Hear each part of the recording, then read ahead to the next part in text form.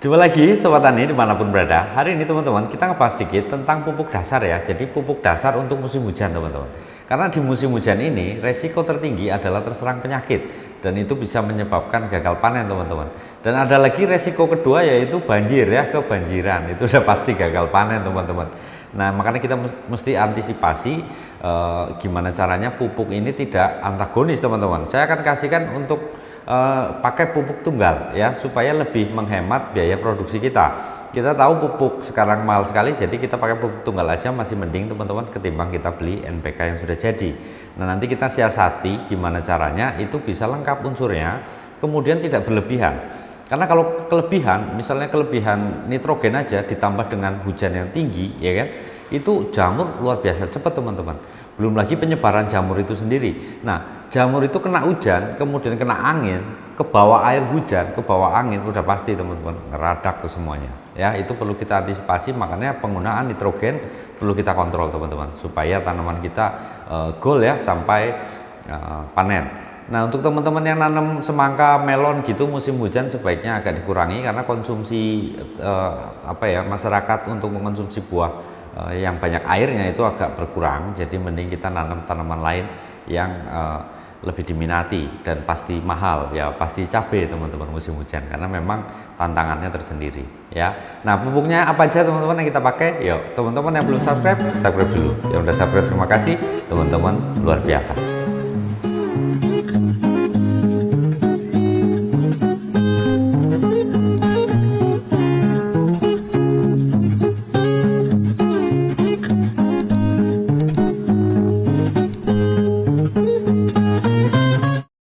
Oke teman-teman ya, jadi untuk musim hujan sebelum kita bahas pupuk dasarnya teman-teman, maka teman-teman harus persiapkan juga ya, ini untuk semua hortikultura teman-teman ya dan tanaman pangan, itu adalah rain cover ya, bahan aktif mancozeb, itu harus teman-teman siapin.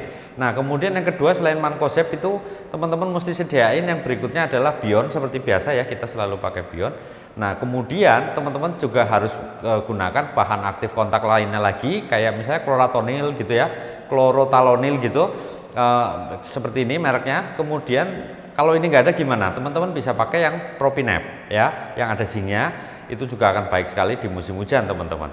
Nah kemudian yang sistemiknya teman-teman bisa sediakan difenoconazole ya, karena itu akan sangat membantu sekali nanti di musim hujan teman-teman ya. Kemudian ada juga bahan aktif simaxonil, teman-teman juga perlu untuk pencegahan dan juga proteksi tanaman di musim hujan teman-teman. Besok kita bahas satu-satu contohnya apa aja gitu ya, supaya bisa ada lebih gambaran teman-teman ya. Jadi untuk pupuk dasar sendiri musim hujan ini akan berbeda kalau di tempat kita teman-teman ya. Yang pertama faktornya adalah kelembaban tinggi, yang berikutnya faktornya adalah harga pupuk yang semakin naik teman-teman ya. Jadi yang pertama adalah kita harus menyiapkan bedengan ya. Kita tahu musim hujan berarti bedengan lebih tinggi, itu yang pertama teman-teman. Jangan dengan bedengan yang standar-standar aja, jadi harus lebih tinggi dari biasanya.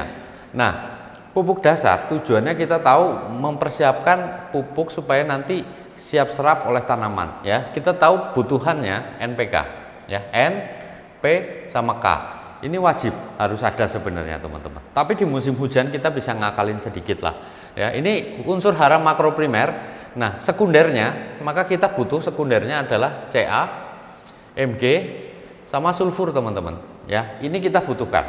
Nah kalau untuk kita pakai pupuk dasar dengan NPK, Ca, Mg kan kayaknya banyak banget ya. Sebenarnya enggak. Ini Ca sama Mg ini kita bisa dapat di dolomit ya. Dolomit ini sudah ada teman-teman, kalsium dan juga magnesium ya. Jadi kita harus sedia dolomit. Nah kadang-kadang teman-teman ada yang bilang, Pak di tempat saya pH-nya sudah tinggi, perlu nggak saya kasih dolomit ya kan, takutnya terlalu tinggi nanti serapan unsurnya nggak maksimal. Kalau teman-teman yakin alat teman-teman yang pakai itu pH meter tanahnya itu akurat, maka nggak usah pakai dolomit, nggak apa-apa teman-teman ya, karena pH-nya sudah baik. Nah terus nanti gimana pemenuhan kalsium dan magnesium, teman-teman bisa lakukan penyemprotan aja gitu loh. Kalau aduh pakai apa ini ya, mahal atau apa gitu, pakai POC teman-teman ya, pupuk organik cair itu udah pasti mengandung Ca maupun Mg maupun unsur mikro lainnya. Memang jumlahnya sedikit tapi memang itu dibutuhkan teman-teman ya. Jadi ada beberapa pilihan untuk penggantian dolomit kalau yang pH-nya sudah tinggi ya. Yang pertama CNG, kemudian untuk Mag S-nya magnesium dan sulfur itu teman-teman bisa pakai yang dari Merauke magnesium sulfur teman-teman ya, jadi udah lengkap. Jadi ini namanya secondary nutrisi, maka kita harus penuhi, tetapi gimana caranya terserah teman-teman. Kalau yakin ya udah semprot aja ya. Nah sekarang kalau pH-nya di tempat teman-teman rendah, terus gimana? Bisa nggak sih kita pakai urea? Ini kan N ini urea ya teman-teman ya. Urea itu 46%. Kemudian ada P, ini ada TSP ya, TSP 36. Saya saranin teman-teman pakai TSP 36 ya. Kenapa pakai TSP yang 36? Karena kalau yang asli itu mengandung fosfat, berarti 36% ya. Kemudian dia sudah ada sulfurnya teman-teman ya, di TSP 36 yang produksi petrokimia itu sudah ada sulfur 5%, lumayan teman-teman ya, karena dia sekunder, yang penting sudah ada. Jadi dari pupuk dolomit dan TSP yang 36 ini kita sudah dapat unsur 1, 2, 3, 4 teman-teman. Cuma aplikasi yang jadi masalah, yang kadang-kadang menyebabkan pupuk itu kita sudah sebar tetapi tidak bisa diserap tanaman ya. Nah kemudian yang berikutnya adalah kalium. Ini KCl ya, kita pakai KCl aja. Tinggal tanaman teman-teman gimana, alergi nggak sama klorin, misalnya teman-teman kentang, kemudian apalagi apa namanya itu yang umbi, apa namanya ya, wortel. Nah itu jangan pakai KCl teman-teman. Teman-teman pakai yang misalnya ZA gitu, nggak ada masalah. ZA itu sudah ada sulfur dan juga KCl ya. Jadi di ZA ada kalium ya, K2O ya, dan juga ada sulfur ya. Jadi ini teman-teman bisa pakai di tanaman-tanaman yang alergi sama klorin ya atau Cl.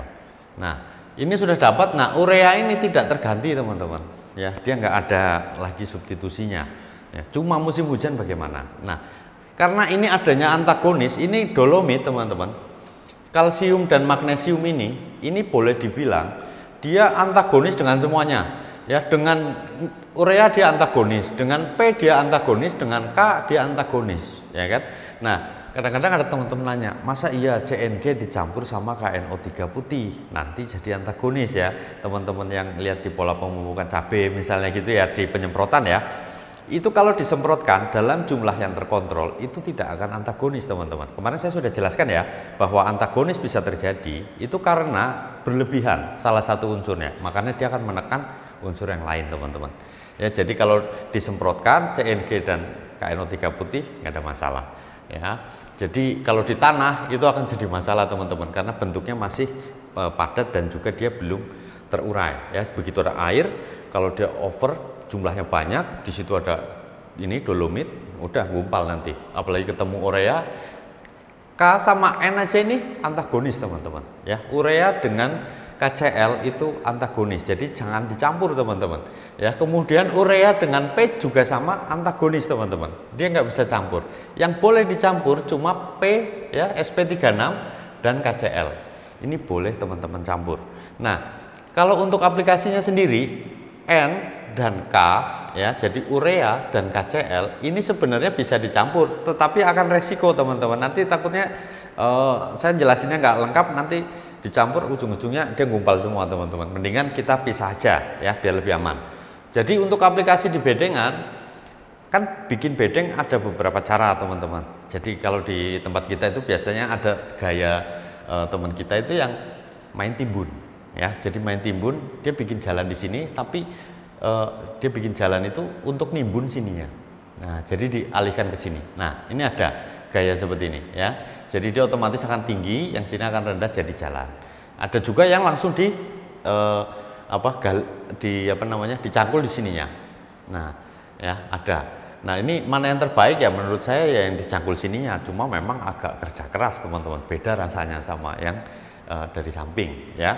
Nah, supaya ini tidak antagonis antara pupuk dan juga kapur ini teman-teman. Ya, pertama-tama teman-teman ini dulu deh, siapin dulu bedengan mau berapa banyak ya. Bedengan mau berapa banyak, kasih garis, bebas lah biasanya pakai apa. Sebaiknya adalah dolomit masuk dulu teman-teman ya. Kalau di kita dolomit musim hujan masuk dulu, dosis agak banyak karena di tempat kita pH rendah. Nah pengaruh hujan dia akan menurunkan pH agak banyak teman-teman ya, makanya kita butuh dolomit agak banyak. Jadi misalnya teman-teman biasa pakai per hektar ya, itu rata-rata kan 1 sampai 2 ton. Anggap teman-teman pakai 1 ton musim panas. Nah, musim hujan teman-teman tambah plus setengahnya ya. Ini nggak akan merugikan teman-teman karena harganya satu belum terlalu mahal, kemudian ini akan mendukung nanti serapan unsur semuanya dan juga mencegah tanaman kita dari jamur teman-teman, dolomit ini ya. Jadi ini penting penggunaan ini di musim hujan, wajib kalau di kita musim hujan harus pakai dolomit teman-teman ya. Jadi dolomit sebar, kalau teman-teman tanya cara yang terbaik ya dicangkul rata semuanya, ini dicangkul, jadi disebar dulu dolomitnya baru kita cangkul ya kan. Nah, kita kasih tipis satu kali tipis, habis itu ditipisin lagi di atasnya, sebar lagi teman-teman ya. Terus kita tunggu hujan atau tunggu yakin ini sudah nggak terlalu putih ya. Kadang kan masih padat, itu nanti begitu kita masukkan, misalnya kita masukkan urea gitu, dia langsung antagonis, nanti dia ngumpal, nggak bisa diserap tanaman. Jadi yakin ini sudah hancur lah ibaratnya gitu ya teman-teman ya. Nah, untuk musim hujan kita nggak pakai N teman-teman di tempat kita ya. Kenapa? Karena kita udah jelasin di beberapa video yang sebelumnya bahwa unsur N itu kita bisa dapat atau ada namanya daur ulang nitrogen ya. Jadi nitrogen ini bisa didaur ulang teman-teman ya. Dan pakainya apa, saya kasih di deskripsi ya penjelasannya, supaya teman-teman yang baru nyimak channel kita bisa lihat di situ. Oh, rupanya nitrogen bisa diproduksi tanpa harus kita taruh urea di situ gitu ya. Nah, ini kita nggak pakai di pupuk dasar ya untuk musim hujan ya teman-teman ya. Jadi kita hanya P dan K.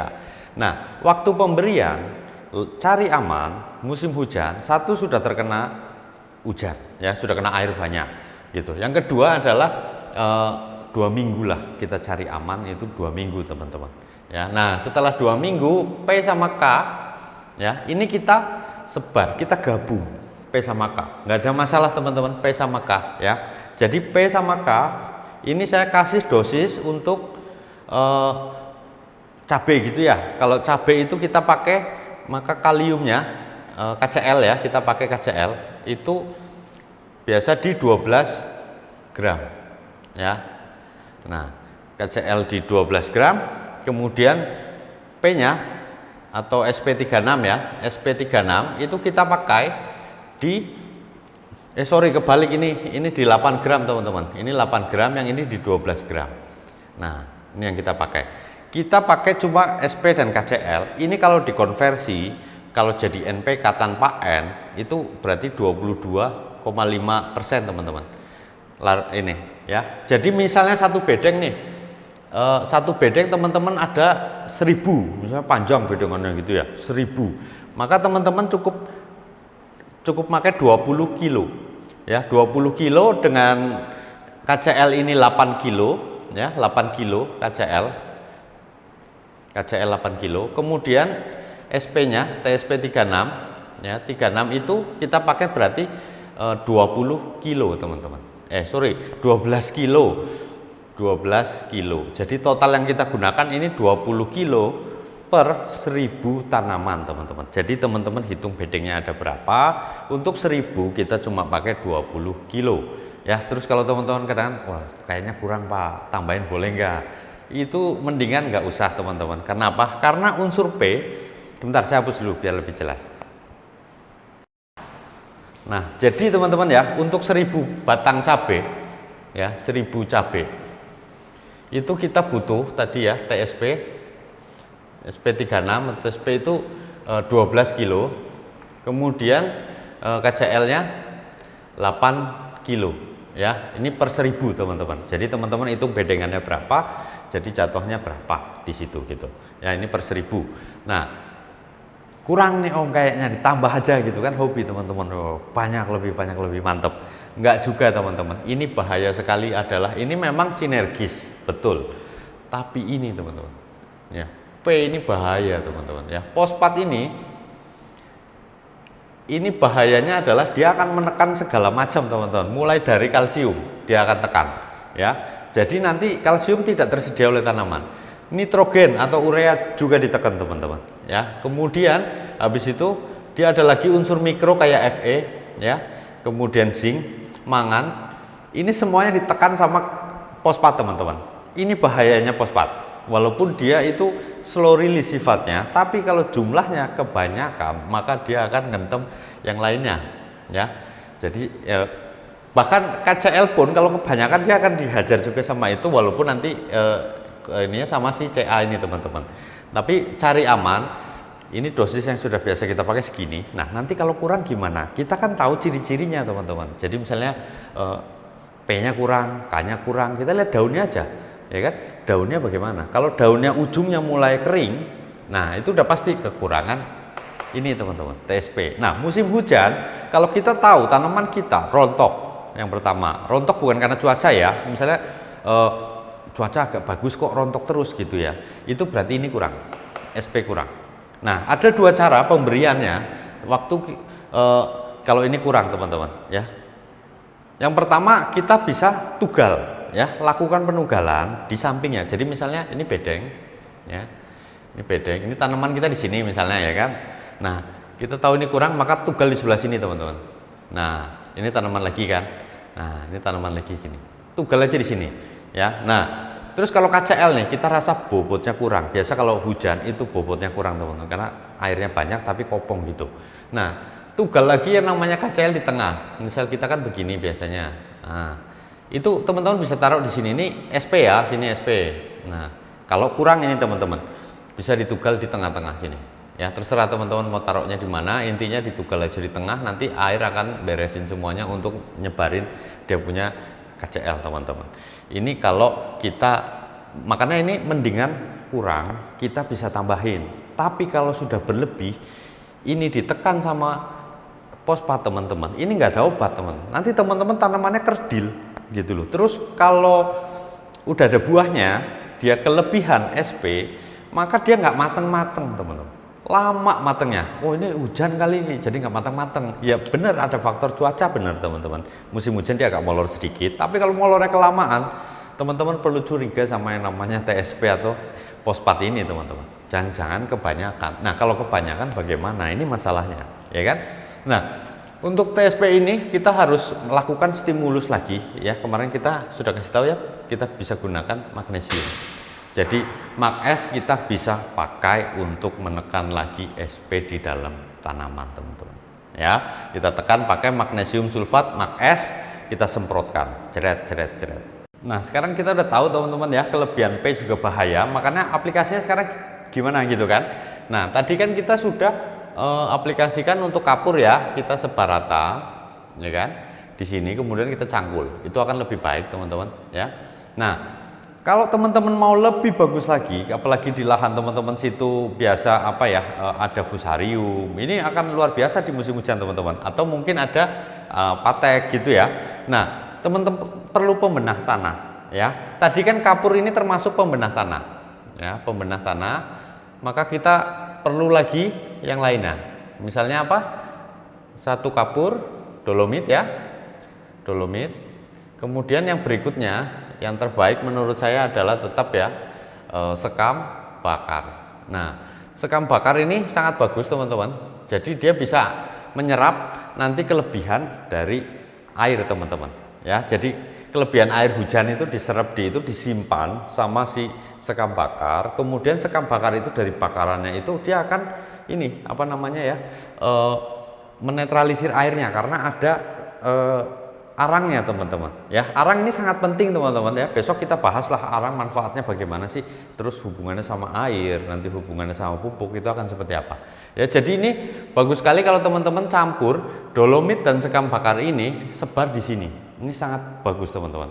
Tapi misalnya teman-teman banyak nih sekam, oh saya banyak sekam berlimpah gitu, taruh aja sini, bakar di sini, itu akan lebih menjamin teman-teman bebas dari jamur teman-teman ya. Jadi selera aja mana yang tersedia, kalau tersedia dalam jumlah sedikit sebaiknya sebar aja rata ya secukupnya, apa namanya, kemudian kapurnya juga ya disebar di sini. Kita tunggu 2 minggu ya teman-teman, atau 1 minggu atau setelah hujan ya, paling cepat 1 minggu, paling ideal di 2 minggu lah, itu sudah aman. Kalau untuk musim hujan biasa kelembapan kan tinggi, jadi dia akan lebih cepat terserap ke dalam tanah teman-teman ya. Setelah itu baru kita kasih yang namanya, ini kita kasih ya, itu fosfat ya sama K ya, ini SP36 sama KCl.